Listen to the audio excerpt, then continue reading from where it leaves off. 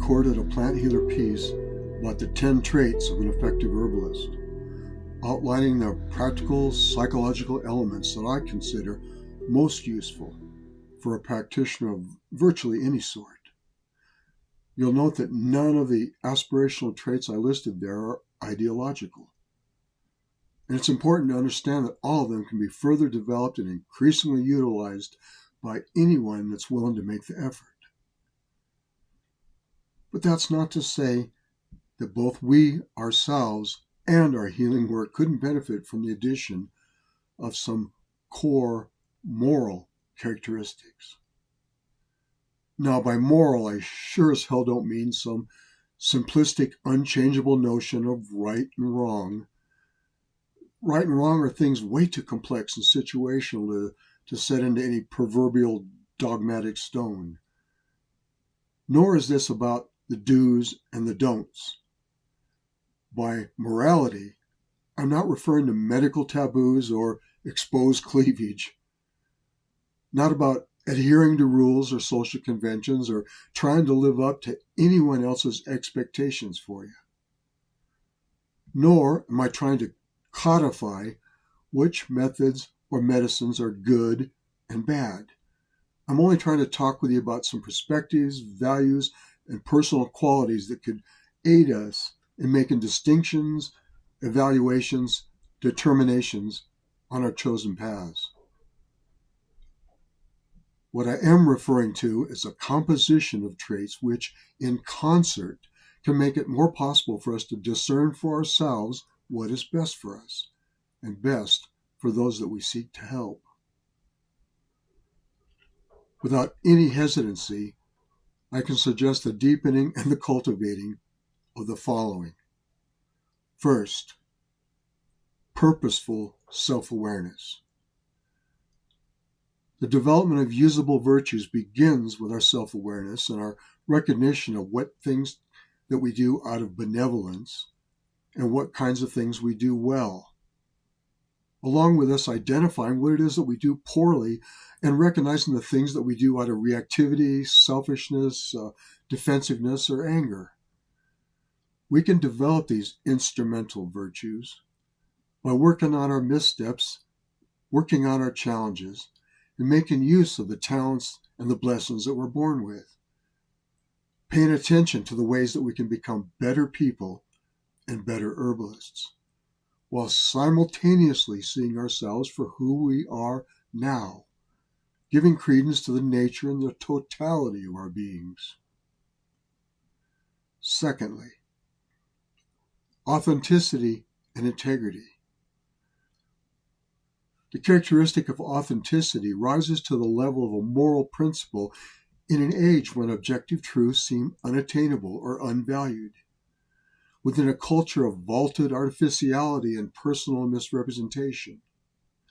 With institutional medicine and giant pharmaceutical companies making false claims for their so often harmful drugs, a natural healing enterprise stands out as a genuine caring mission.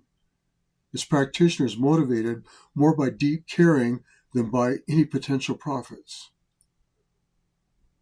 Herbalists tend to be some of the most genuine of people, genuinely themselves, genuinely compassionate, offering genuine herbal products along with genuinely helpful advice. Closely related to this authenticity is integrity. Integrity is generally conflated with honesty, but it's really more of a quality of being whole and undivided, with minimal moral and behavioral contradictions. Integrity is about a soundness and an internal consistency. It's being scrupulous, which means diligently working to avoid being dishonorable or unintentionally harmful. The plant healer strives daily to be both wholly real and really and truly whole. A third characteristic, honesty. Now, honesty is another closely related quality and characteristic. While modern medicine's certainly done a lot to ease suffering and save lives, it's also been misrepresentative at best and at worst, dishonest as hell. Herbalists, on the other hand, have almost never been the charlatans and the uncaring snake oil salesmen that corporate propagandists have screamed about whenever they're trying to ensure their hegemony. The worst thing that most herbal practitioners have ever been is naive or overly hopeful. Unlike Big Pharma, causing the death and debility of millions of patients, the plant healer is honest about the usually benign effects of herbs and honestly does their best for their communities and for their clients. Fourth, empathy and compassion. Empathy is to feel some of what others are experiencing. This can sometimes be more of a mental recognition than an understanding of someone's struggles and pains. Other times, it's an actual physical sensation, such as when we feel an electrifying jolt upon seeing someone fall onto hardened pavement. In both cases, empathy is a characteristic to develop and to use, a quality that can increase our sensitivity to what our friends and our clients are fearing, confronting, suffering, or hoping for. Empathy by itself, however, needs compassion to be actionable. It's theoretically possible to sense what someone is suffering and still not really give a shit. Compassion is the quality of caring about these beings, truly caring about what they feel, caring about their wholeness and their realization and whatever good that they might ever hope to do. Fifth, kindness. Kindness is how we express and manifest this empathy and compassion. Things like friendliness and niceness can sometimes just be a formality, a simple politeness, but kindness, on the other hand, is always a heartfelt gifting of some kind or another. Might be a kind word with a conscious intention of making someone feel better, a kind act that we believe will help someone do better or enjoy more. Kindness is a plant healer's motivation. Every herbal formula they make is an act of kindness, and folks can trust that they'll be treated kindly when they go into a clinic or an apothecary for a plant healer's suggestions or for their relief. Sixth, patience. Don't start by thinking of patience as just some practical waiting or slowing down. Patience has a moral element in that our impatience can hurt others at the same time that it can abbreviate our assessments and reduce the chances of a lasting positive protocol. Patience with learning can result in greater understanding. Having patience with unresponsive or unresolved health conditions can result in more detailed observations over a longer length of time, resulting in our figuring out improved approaches and treatments, resulting in better outcomes. And patience with ourselves proves essential so that we don't become disheartened by any perceived failure to be all that we can to help someone all that we want to. A good way to grow our patience is to work at pacing. Pacing is striving for a continuous, fluid tempo that neither races nor stops.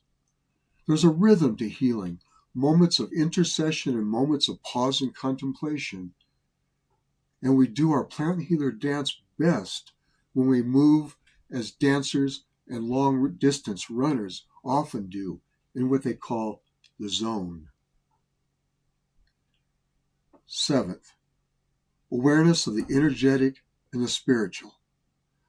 Of great benefit is the characteristic of conscious bodily and energetic interconnection, intentionally connecting on myriad levels and in myriad ways to the people that we hope to help, and connecting sensorially and spiritually to the plants themselves. This is a continuous process of tuning our hearts tuning our actions to the immense symphony of the sacred, the symphony of regeneration, of the natural world, and of healing and wholeness specifically. In these ways, the plant healer doesn't just treat illness, but contributes in every manner to the healing of people and planet, contributing beauty, contributing love. Eighth is generosity. Meaningful contributions and substantial service can be exhausting, let's admit it. We sustain our healing efforts through periods of rest and self-care, but what feeds an herbalist's work more than anything else is an overwhelming sense of generosity. The plant healer is driven not by people's needs and a desire to help alone, but rather by a generous spirit that drives us to give our precious time to patience and to pledges, to give our time to cares and to causes, to give the knowledge that we learn to others who can benefit from it, to give out our counsel and our support and our ever-loving hearts. Ninth is ethics. The penultimate characteristic of the plant healer is a proclivity to create for ourselves and then live by a self-authored ethos, a personally chosen code of honor that can include many different things, such as an adherence to justice, maybe not hurting or taking advantage of those who are weaker or more disadvantaged. It might include cultivating scarce or endangered medicinal plants, or else being extra careful not to overharvest whenever we're wildcrafting herbs. It can mean refusing to cut corners when creating the most effective possible medicines. Social customs and regulations can be really screwed up sometimes, and well worthy of our deliberate disobedience. But a code of honor that we spell out and promise ourselves to is something to stick with and never betray, never compromise.